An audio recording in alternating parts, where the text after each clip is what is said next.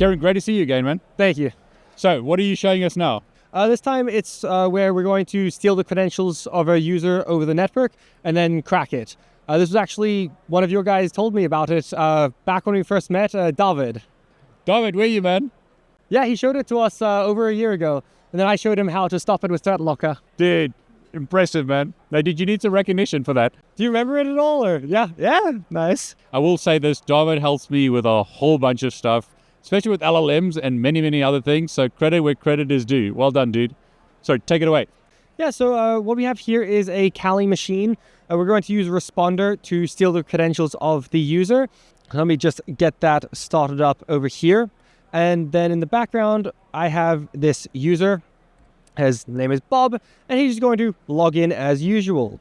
And what I've discovered with this one is sometimes when you log in, it will give you the credentials, but sometimes you do have to try and access a file share. There we go. We got it actually just by logging in here. Once you get this in responder, all you have to do is copy the hash. We're going to put that into my hash.txt. Once it's in here, I'm going to then use Hashcat to crack this hash.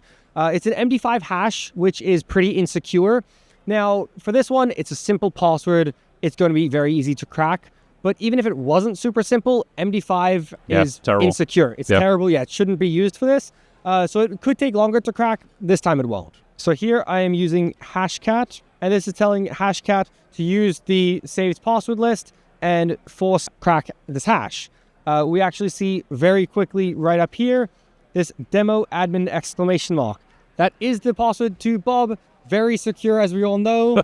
But yeah, it takes under a minute, and you can just get the credentials of users on the network. It's because of MDNS. Yeah, I was going to just ask you, so how did it work? Because they're multicasting, right? Yeah, multicast DNS. When you have that enabled, everything on the network kind of gets pinged, and it's not very secure. You should disable it when possible. Don't leave things open that you don't need. If it's needed, allow it. If it's not, deny. So you're just running some software on Kali, which picks this up?